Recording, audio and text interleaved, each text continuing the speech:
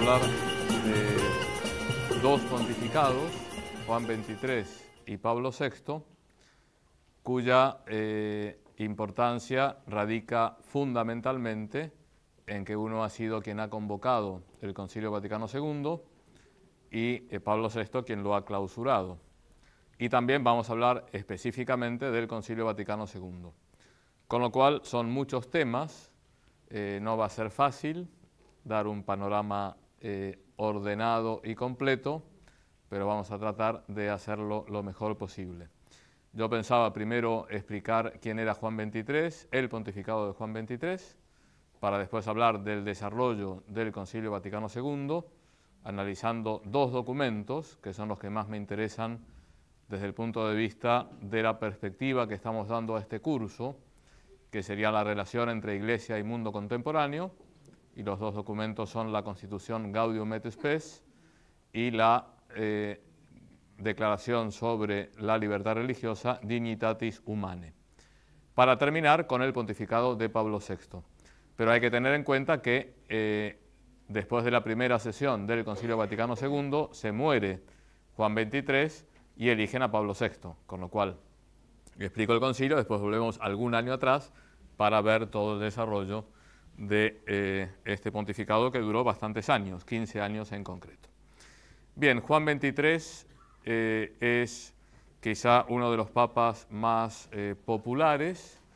En Italia es conocido como il Papa Buono, como si los otros no fueran buenos, también eran muy buenos, pero evidentemente la afabilidad, la sonrisa, la hombría de bien, sus mismas características físicas, hacían que fuera muy querido, y también porque decíamos el mes pasado, como a la muerte de Pío XII todo el mundo se preguntaba quién puede suceder a este gran papa, quién puede estar a su mismo nivel, y la elección de Juan XXIII supuso una gran revolución porque tenía la misma santidad y nivel espiritual que Pío XII, pero después de un pontificado largo como fue el de Pío XII, la figura de Juan XXIII era bastante distinta desde el punto de vista humano o desde el punto de vista de carácter. A uno le puede gustar más un carácter u otro, pero por una serie de circunstancias históricas también, cayó extraordinariamente positiva la figura de Juan XXIII, que había nacido en 1881 en un pueblito que se llama Sotto il Monte, abajo del monte, cerca de Bérgamo, en el norte de Italia. La mayoría de los papas italianos de los últimos siglos fueron del norte de Italia, a excepción de Pío XII, que era de Roma. Una familia numerosa, de origen humilde, eran agricultores. Desde chico notó la vocación al sacerdocio, le ayudó en esto la figura entrañable del párroco del pueblo, y en esto creo que los sacerdotes tenemos que seguir aprendiendo. Si queremos vocaciones sacerdotales, tenemos que ser amables, agradables, sonrientes y sobre todo buenos sacerdotes. Y también el dueño de las tierras que trabajaba la familia Roncalli, Juan XXIII se llamaba Angelo Giuseppe Roncalli, le ayudó para poder pagar los estudios del seminario, cosa que la familia no podía afrontar esos gastos. Quizá el sentido común que tenía Juan XXIII, la afabilidad, también le vienen de su entorno familiar, una familia numerosa, campesina, sana, en un pueblo chiquito. Y bien, son cosas también de las cuales se sirve el Señor, cosas humanas, para ir plasmando los instrumentos para sacar adelante la Iglesia. Bien, va a Roma a proseguir los estudios una vez que acabó el seminario. También estudiará como Pío XII en el edificio del Apolinar, donde hoy está la Pontificia Universidad de la Santa Cruz. Vuelve a su diócesis, será el secretario de un obispo bastante conocido en Italia en ese momento, también conocido por su actitud abierta, y un hombre muy espiritual, se llamaba Radini Tedeschi.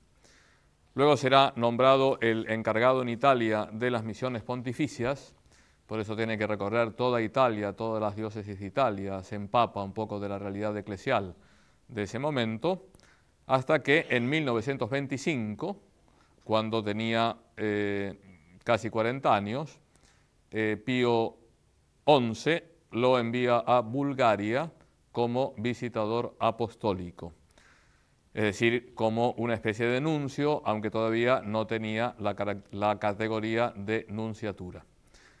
Para ser visitador y delegado apostólico del Papa es ordenado obispo y estará en Bulgaria 10 años. Bulgaria, un país casi completamente ortodoxo, con el que no había relaciones oficiales, por lo menos a nivel de embajador y de nunciatura. Tenía que sacar adelante una serie de encargos, sobre todo atender a los pocos católicos que estaban muy dispersos en Bulgaria y establecer lazos y puentes con las comunidades ortodoxas. 10 años son bastantes en Bulgaria y dejó un recuerdo, parece, imborrable. Juan XXIII en Bulgaria, todo el mundo lo quería muchísimo. Hasta que el mismo Pío XI, en 1935, lo nombra delegado apostólico en Turquía y Grecia. Dos países que no se pueden ni ver entre sí, Turquía y Grecia. Ahora el Papa Benedicto XVI estuvo en Chipre. Por primera vez un Papa va a Chipre. Saben, en Chipre hay como dos comunidades que se llevan bastante mal, los turcos y los griegos. Bien, se establece fundamentalmente en Turquía, pero hace muchos viajes a Grecia y estará otros 10 años, del 35 al 44, entre Turquía y Grecia. Como bien saben, esos años son los años anteriores a la Segunda Guerra Mundial y los años de la Segunda Guerra Mundial. Y Grecia es un país que va a ser de las principales víctimas de los conflictos bélicos. Allí hará un movimiento humanitario impresionante, se pondrá de acuerdo con el arzobispo ortodoxo de Atenas para hacer llegar víveres y ayuda a las víctimas, y eso fue un ecumenismo no teológico o teórico, sino una cosa práctica, los cristianos unidos para ayudar a las personas indefensas que se habían quedado prácticamente sin nada, sobre todo en Grecia. Y también ahí establecerá muy buenas relaciones con los distintos embajadores, tanto del eje, o sea, de Alemania, o sea, de Japón, de los países de un lado, como también de los aliados, para lograr que muchos refugiados puedan salir de Turquía o de Grecia. En concreto, se hará bastante amigo de un señor llamado von Papen, que era embajador alemán, el embajador de Hitler en Turquía, que era católico, era una persona buena y que trató de todas las órdenes que venían del gobierno nazi, de aplicarlas de una manera lo más humanitaria posible.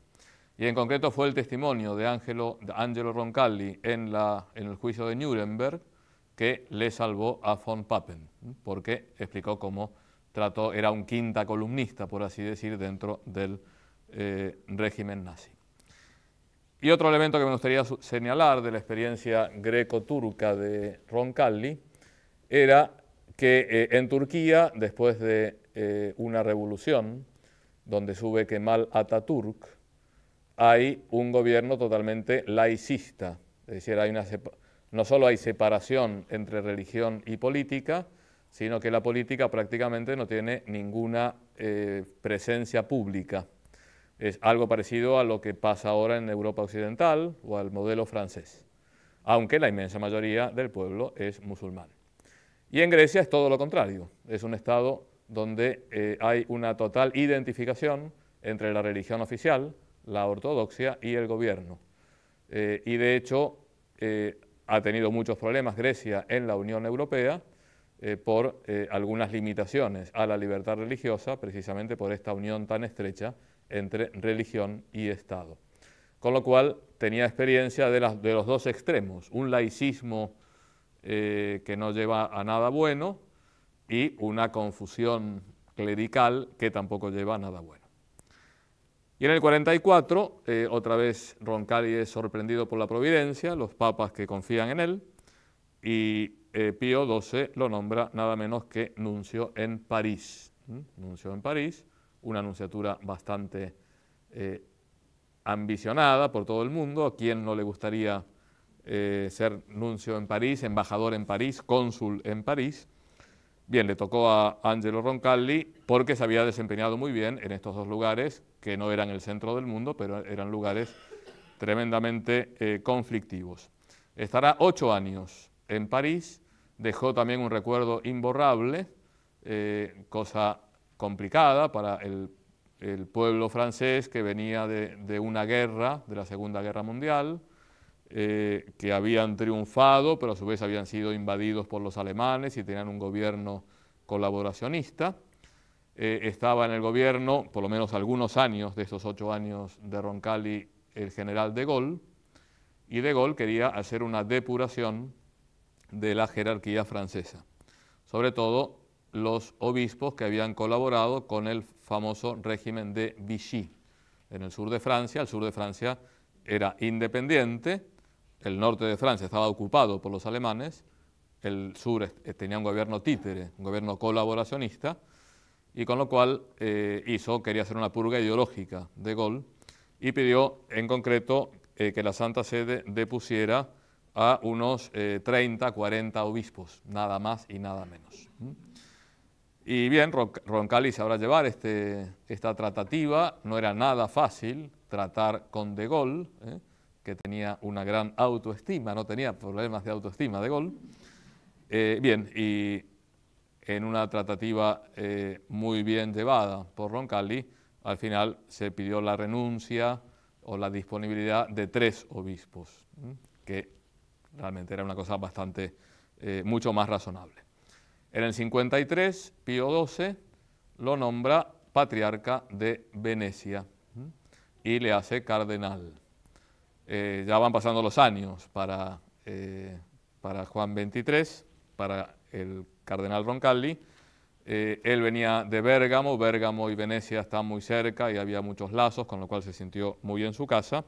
Y en los pocos años que estuvo, 5 años en concreto, en Venecia, tuvo una relación, por así decir, privilegiada, se llevaba muy bien, se entendía muy bien con el arzobispo de Milán, que en ese momento era el Montini, que después sería Pablo VI. Bien, año 58, se muere Pío XII, y en el cónclave Roncalli no era uno de los papables, tenía 77 años. 77 años es un año menos que los que tenía Benedicto XVI cuando fue elegido. Sin embargo, a mí me parece que 78 años en el 2005 es mucho menos que 77 años en el 58.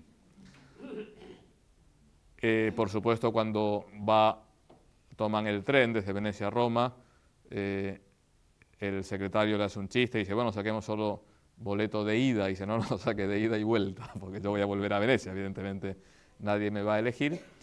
Y los cardenales, inspirados por el Espíritu Santo, eligieron a este cardenal ya mayor, con la idea también de que fuera un papado de transición. Después de un pontificado tan largo y tan intenso como el de Pío XI, dijeron, bueno, elijamos a un hombre bueno, santo, espiritual, con experiencia diplomática, con experiencia pastoral, que también la tenía en Venecia, pero que será un pontificado breve, simplemente por la biología. Hay una biología de la historia también que condiciona muchos hechos. Lo que ninguno se imaginó es que a los pocos meses de ser elegido papa, el 25 de enero de 1959, 25 de enero es la fiesta de la conversión de San Pablo, y el papa es tradicional que vaya a la Basílica de San Pablo extramuros. Y entonces fue, como todos los papas anteriores, a la Basílica, y al final de la ceremonia pidió a los cardenales que le acompañaban que fueran a la sala capitular del convento benedictino, que está al lado de la abadía, de la basílica, porque la llevan los benedictinos, y allí les da la noticia de que había decidido convocar un concilio. Con lo cual los cardenales estaban que no lo podían creer, porque además era la primera vez que el Papa decidía solo, es decir, se le ocurrió, él lo atribuye a una inspiración del Espíritu Santo, lo consultó con alguno, con el secretario de Estado, que en ese momento era Domenico Tardini, pero no lo consultó con nadie más, con lo cual los cardenales se enteraron ahí directamente. No era preguntarles si les parecía bien un concilio, sino simplemente les comunicaba que se prepararan para un concilio ecuménico. Antes del concilio ecuménico tiene lugar el sínodo de Roma. Decía, bueno, para arreglar la Iglesia universal, primero arreglemos mi iglesia particular, que es la Iglesia de Roma, y también establece que se revise el Código de Derecho Canónico. No sé si recuerdan que era en la época de Benedicto XV y Pío X que se estableció el Código de Derecho Canónico, 1917, y bien quiere que se revise. Recién se aprobará bastantes décadas después con Juan Pablo II. Bien, el concilio se abre en 1962, 11 de octubre de 1962, es decir, hay 3 años y medio de preparación. No era fácil preparar un concilio ecuménico, participarán 2.500 obispos, también con observadores de las otras confesiones cristianas, por primera vez en la historia. Lo que quería Juan XXIII es poner a la Iglesia, una puesta al día de la Iglesia en sus elementos humanos, que eso sí se pueden cambiar, es lo que en italiano se llama aggiornamento, que era una de las palabras típicas o clásicas de ese periodo de la historia de la Iglesia. Hay que aggiornarse, hay que ponerse al día, ponerse al día. Y hay que ponerse al día escrutando los signos de los tiempos. Otra frase muy típica de ese periodo, que después, ahora, es algo ya normal, y es muy propia del lenguaje eclesiástico, los signos de los tiempos. En general, toda institución tiende a crear un lenguaje propio. Y en la medida en que ese lenguaje no sea críptico, no sea cerrado, está bien. Cuando solo lo entienden los que pertenecen a esa institución, es una pena porque falta comunicación. Todas las ciencias tienen un lenguaje muy propio, las profesiones, y a veces los eclesiásticos tendemos a utilizar un lenguaje que la gente normal y corriente no entiende.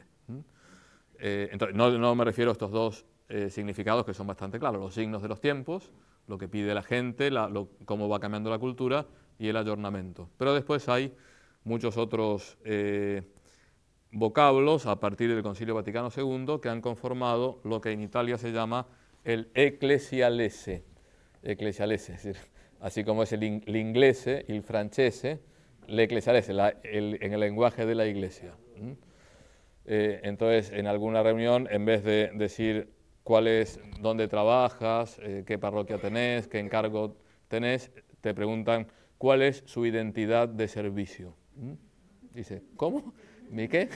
Dice, bueno, ¿a qué te dedicas? Bueno, pregúntame, ¿a qué me dedico? ¿No? Porque la identidad de servicio, bien, puede querer decir muchas cosas. Bien,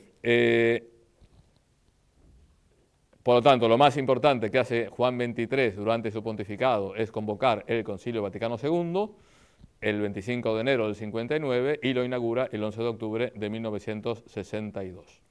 Pero ya para 1962, Juan XXIII era una persona muy conocida, muy amada, que había roto muchos esquemas de protocolo, de formas de hacer, que son meramente humanas, y cada uno tiene su estilo, pero quedó grabado en la memoria de todos, y muy en particular de los romanos, cuando fue, por ejemplo, al Hospital Bambin Gesù, del Niño Jesús, que queda al lado del Vaticano, y se puso a hablar con los enfermos, con los niños, con las madres, o cuando visitó la cárcel del Regina Coeli, que después se hizo famosa porque ahí estuvo encerrado Ali Agha, el que atentó contra Juan Pablo II.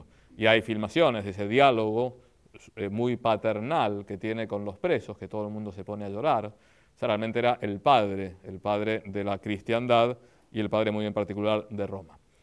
Y otra cosa interesante a subrayar es que es el primer papa después de Pío IX, de 1870, que sale del Lazio. El Lazio es la región de Roma. Pío XII había salido de Roma, había ido a Castel Gandolfo, también Pío XI, y a algún pueblito. En cambio, Juan XXIII quiere hacer 2 peregrinaciones como preparación del Concilio Vaticano II, y va a Loreto, el santuario de la Virgen, más popular de Italia, y a Asís, al santuario de San Francisco de Asís. Y es un viaje apoteósico. Por primera vez en la historia se utiliza el tren papal. Hay una estación en el Vaticano, que es donde está el tren del Papa, y por todas las estaciones por donde pasaba había multitudes saludando a Juan XXIII, que también eso cambió los esquemas. Todavía no se sabía que Pablo VI iría a los 5 continentes, y no digamos Juan Pablo II. También interviene en la situación internacional, una situación conflictiva.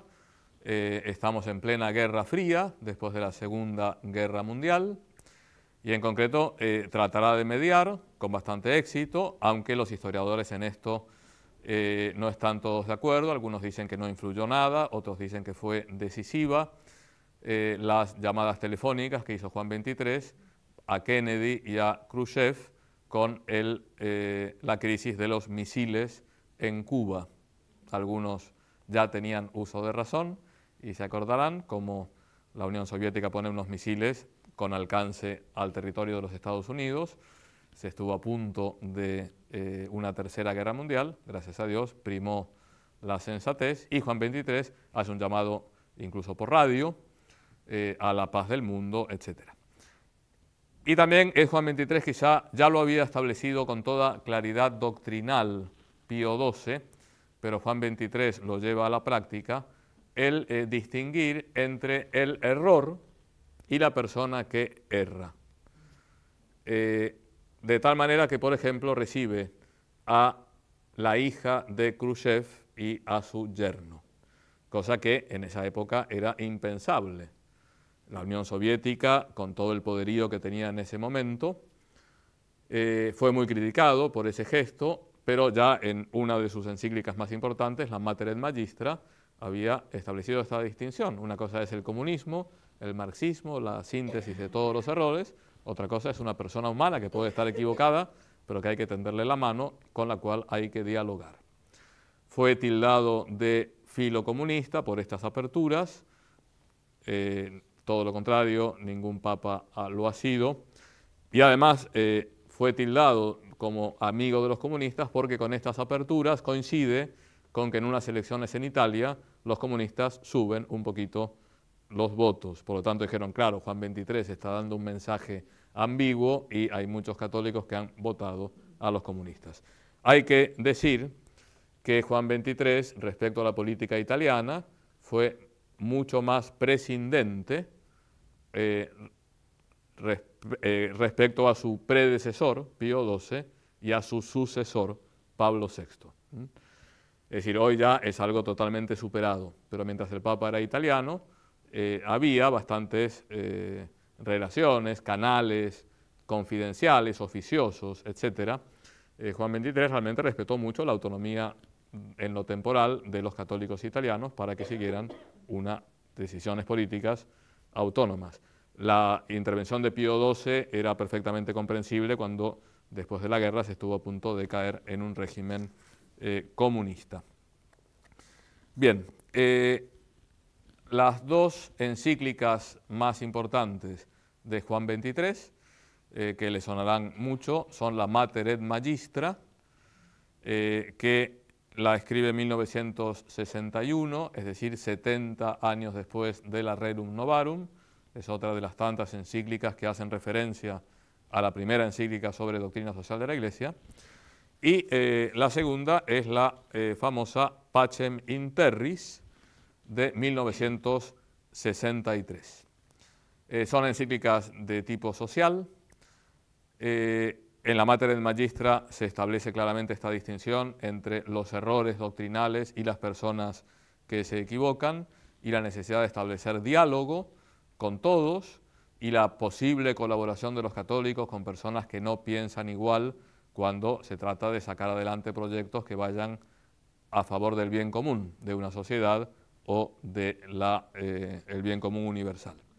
Y estas dos encíclicas por primera vez están destinadas a todas las personas de buena voluntad. Durante siglos las encíclicas estaban destinadas solo a los obispos, a mis venerables hermanos en el episcopado. Después, ya en alguna de Pío XI prácticamente todas, es a todos los católicos, también a los laicos. Juan XXIII, en algunas encíclicas, en concreto estas dos, que son de doctrina social, se abre a todos los hombres de buena voluntad. Cosa que siguieron después Pablo VI, Juan Pablo II y Benedicto XVI. Evidentemente, una encíclica sobre la Eucaristía es lógico que se refiera a los católicos, pero la última de Benedicto XVI, Caritas in Veritate, está dirigida a todos los hombres de buena voluntad, tradición iniciada por Juan XXIII. La Pacem in Terris gira en torno a los derechos y deberes de la persona humana. Es una encíclica tremendamente actual y dice en concreto Roncalli: el orden que rige en la convivencia entre los seres humanos es de naturaleza moral. Efectivamente, se trata de un orden que se apoya sobre la verdad, primer valor, sobre la verdad. Debe realizarse según la justicia, segundo valor. Exige ser vivificado y completado por el amor mutuo, por la caridad, tercer valor. Y finalmente encuentra en la libertad, cuarto valor, un equilibrio cada día más razonable y más humano. Es decir, toda la encíclica girará en torno a la verdad, a la justicia, al amor mutuo y a la libertad. Juan XXIII se da cuenta de todo el movimiento que hay en favor de los derechos del hombre. En 1948 hubo una declaración de las Naciones Unidas de los derechos del hombre, que Pío XII tuvo algunas reservas porque le parecía que algunos derechos no estaban suficientemente fundamentados. Tampoco se opuso a esa declaración, pero no encontraremos en Pío XII ningún elogio explícito. Y en cambio, Juan XXIII dice, no duda en elogiar la Declaración Universal de los Derechos del Hombre de la Asamblea General de las Naciones Unidas, y haciendo una alusión implícita a Pío XII, a quien quería muchísimo, dice: no se nos oculta que algunos capítulos de esta declaración parecieron a algunos menos dignos de aprobación, y no sin razón. Dice, estoy de acuerdo con Pío XII. Sin embargo, creemos que esta declaración se ha de considerar como un primer paso e introducción hacia la organización jurídico-política de la comunidad mundial, ya que en ella solemnemente se reconoce la dignidad de la persona humana de todos los hombres y se afirman los derechos que todos tienen a buscar libremente la verdad, a observar las normas morales, a ejercer los deberes de justicia, a exigir una vida digna del hombre y otros derechos que están vinculados a estos. Bien, y es una característica muy propia de Juan XXIII de ver siempre lo positivo de las cosas. Hay dos tipos de personas, los que tienden a ver las cosas positivas y los que tienden a ver las cosas negativas. Los que ven el vaso medio lleno o el vaso medio vacío. Juan XXIII sistemáticamente veía el vaso medio lleno. Y por eso convocó el Concilio Vaticano II, inspirado por el Espíritu Santo y también ayudado por esta confianza que tenía en la providencia. Y por lo tanto decía muy bien, si bien hay algunos aspectos de la Declaración de las Naciones Unidas que no me convencen del todo, está en la línea correcta de afirmar la dignidad de la persona humana. Dice, vamos a aprovechar todo lo bueno que hay en las cosas que, aunque no sean perfectas, pueden ayudar a la instauración del reino de Dios en esta tierra. Juan XXIII llevó a lo largo de su vida un diario que está publicado, hay numerosísimas ediciones, sirve para hacer la lectura espiritual, realmente es muy edificante y se llama Diario de un alma, en donde va contando toda su vida interior, sus luchas, su profunda humildad, a su vez su magnanimidad, se sabía un instrumento en las manos de Dios.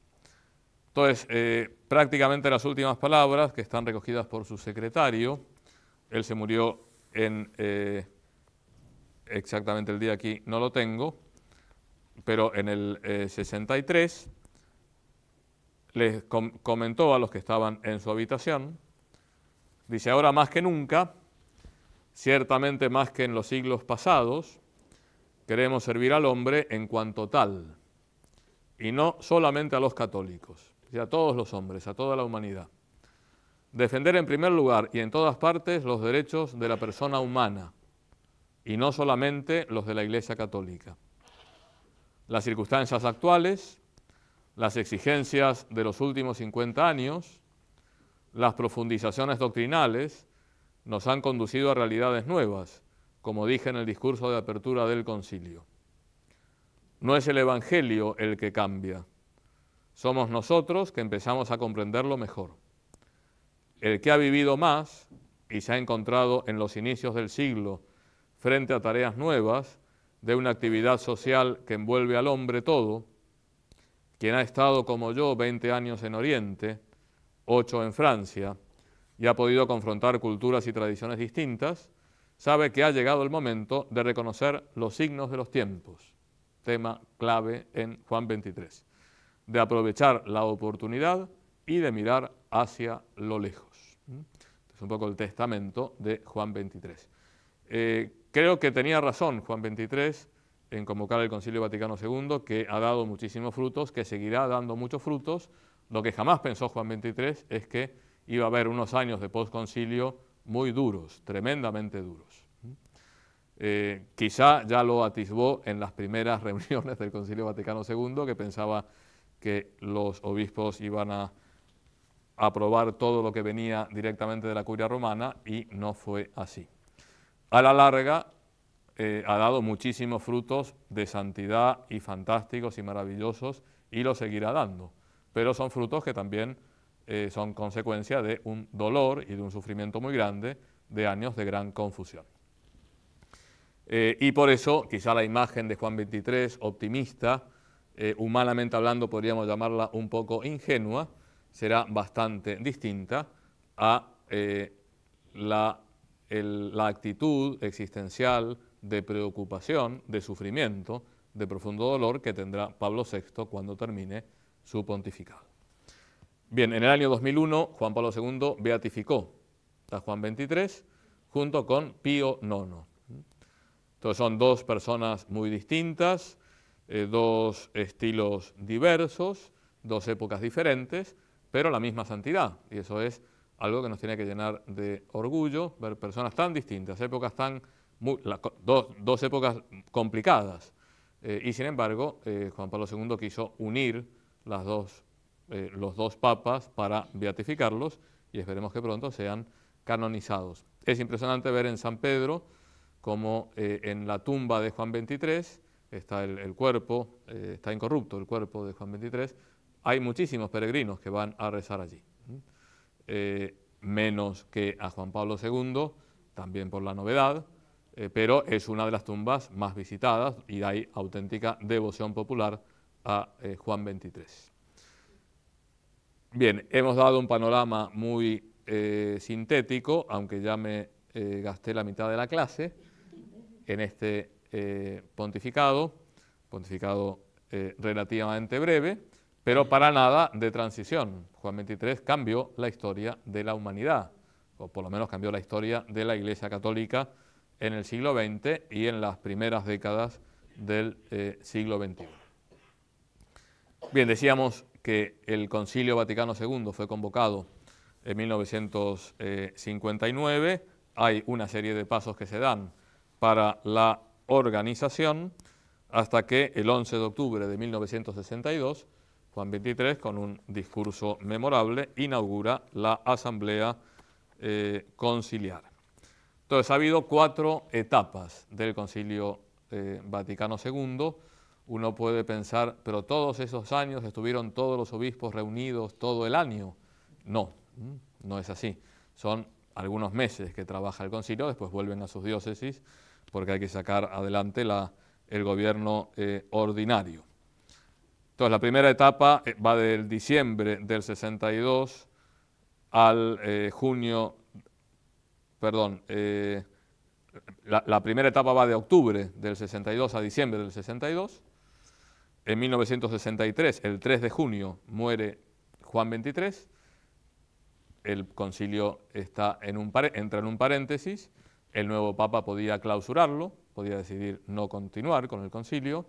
Eligen a Pablo VI, ya veremos dentro de unos minutos. Y lo primero que dice Pablo VI es que está dispuesto a continuar con el Concilio Vaticano II.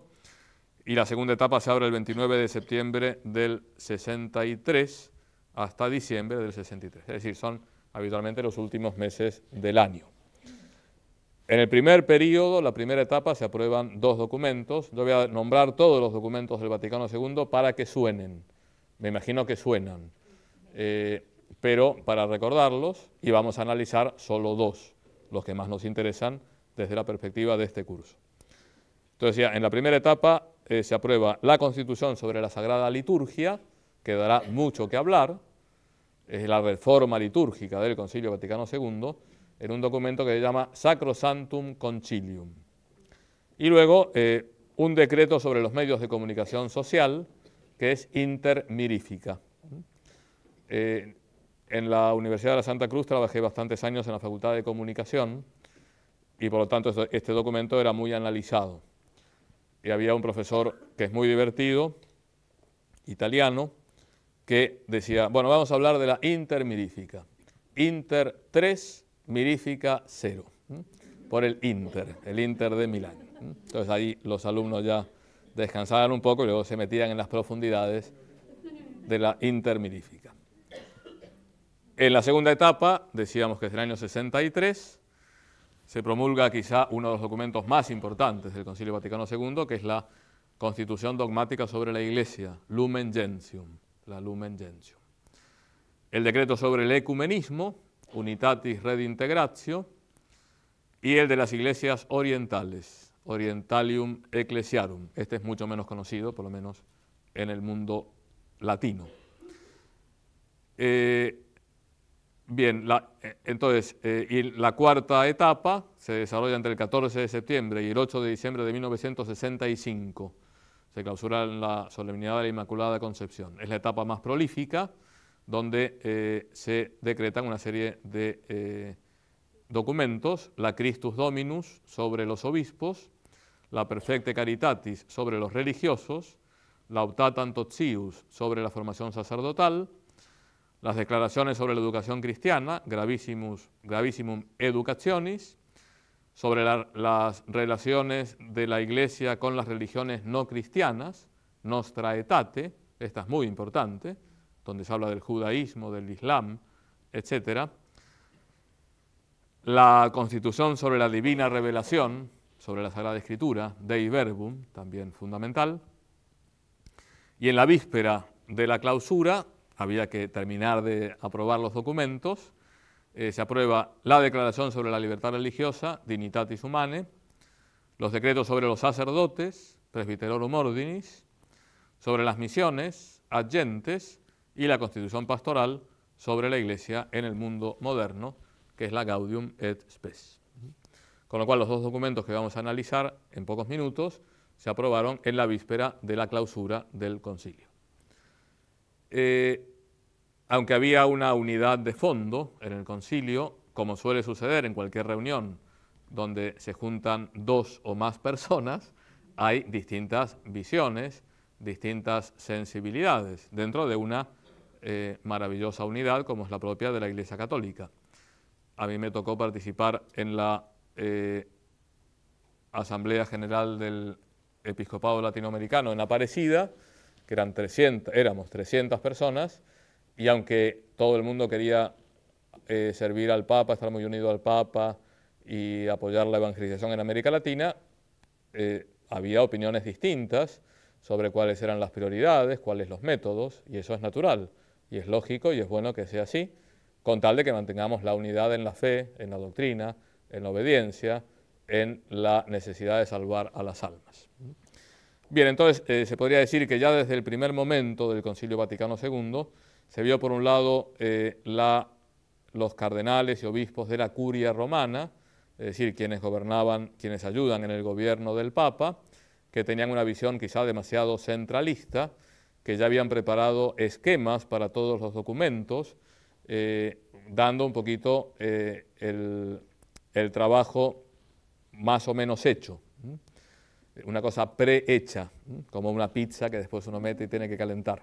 Y lo primero que hacen los obispos llegados de los 5 continentes es votar esos esquemas y vocharlos prácticamente a todos, diciendo, no, acá vamos a discutir y vamos a ver de qué queremos hablar y cómo queremos organizar el trabajo. Tenían todo el derecho a hacerlo y parecía una actitud muy sana, y tampoco es que hubo enfrentamientos radicales, ni mucho menos, simplemente actitudes, y es natural, quien está en el centro piensa que él lo sabe todo y lo conoce todo, y quien está en la periferia considera que a veces el centro no termina de entender lo que pasa en la periferia. La verdad me parece que está en que hay que saber complementar la visión del centro con la visión de la periferia, que es lo que sucedió, gracias a Dios, en el Concilio Vaticano II. La inmensa mayoría de los documentos se aprobaron por un gran número de votos, porque había una gran libertad en la discusión. El documento que más polémica suscitó es la Dignitatis Humanae sobre la libertad religiosa. Y en alguna ocasión, cuando se tocaron temas muy centrales de la fe católica o de la disciplina eclesiástica, Pablo VI, que tenía un gran respeto por todos y que era un gran promotor del diálogo, ya veremos, su primera encíclica es Ecclesiam Suam, que habla toda sobre el diálogo, y que respetó las posiciones muy diversas de todos los padres conciliares. En algunos temas, sin embargo, dijo, esto me lo reservo para mí, es decir, de esto no se discute. Por ejemplo, el celibato eclesiástico, que ha sido un gran defensor del celibato eclesiástico, tiene toda una encíclica sobre el celibato eclesiástico, y hay que agradecerle a Pablo VI, por un lado, su apertura y su flexibilidad para permitir un diálogo tremendamente fluido, y su fortaleza para defender una serie de puntos que eran neurálgicos y que no quería que la Iglesia corriera ningún tipo de riesgo. Hubiera salido algo bueno siempre, porque el Concilio Vaticano, todo concilio convocado por el Papa, está inspirado por el Espíritu Santo, y los documentos que salen del concilio, si los aprueba el Papa, tienen la garantía de la asistencia del Espíritu Santo. Pero fue una medida muy prudente de Pablo VI de quitar algunos temas de la polémica, porque les parecía que en ese momento era muy importante salvaguardar una serie de valores. Bien, quienes tuvieron un mayor protagonismo en las discusiones del Concilio Vaticano II, me atrevería a decir que fueron los episcopados de Alemania o de Centro Europa, y los francófonos y los de Estados Unidos. Había toda lo que se llamaba la Nouvelle Théologie, la nueva teología, autores que hoy son muy conocidos, como Yves Congar, Henri de Lubac, etcétera, que en un cierto sentido estaban condenados, entre comillas, por Pío XII en una encíclica llamada Humani Generis. Luego se vio como las propuestas de estos teólogos eran quizá extremas para el momento, pero después que fueron muy fecundas, por lo menos muchas de ellas, y Juan Pablo II a algunos de ellos, como a Congar y a Henri de Lubac, los nombró cardenales, sin ser obispos ni nada, como un título de honor. Bien, cosas que sonaban muy audaces en los años 60, hoy nos parecen muy normales, y cosas que ahora nos parecen muy audaces en temas teológicos, quizá dentro de unos años no nos parecerán tan audaces, manteniendo siempre la unidad en la fe, en el dogma, pero hay muchas perspectivas y los tiempos traen nuevos aires, nuevas luces del Espíritu Santo, lo que decía Juan 23, el Evangelio es el mismo, pero nosotros cada vez lo podemos entender un poquito mejor, o una nueva generación puede tener nuevas luces para sacar mayores consecuencias del Evangelio. Bien,